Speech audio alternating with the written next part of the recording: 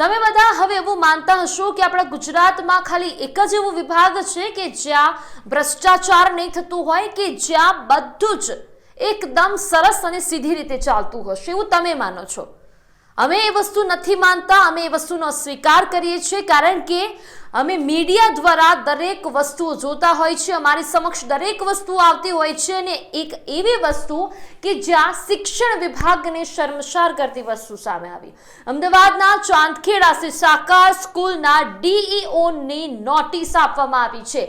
FRC કરતા વધુ fee ઉઘરાવવાની ફરિયાદ બાદ ડીઈઓની કાર્યવાહી જોવા મળી. સ્કૂલ 2 ના બદલે 3 ટર્મની ફી વસૂલી હોવાની વાલીઓએ ફરિયાદ કરી છે. વાલીઓએ ફરિયાદ કર્યાની સાથે જ કાર્યવાહી હાથ ધરવામાં આવી છે. શાળાએ 30,000ના 800ના બદલે 39,000 ફી ઉઘરાવવાનો દાવો કર્યો. શાળા યોગ્ય જવાબ નહીં આપે તો એફઆરસીમાં રિપોર્ટ કરશે.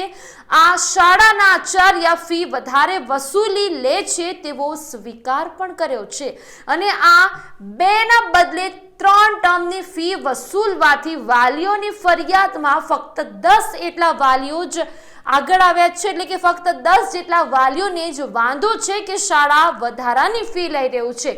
હવે શિક્ષણ વિભાગ પણ કૌભાંડથી દૂર નથી રહ્યો.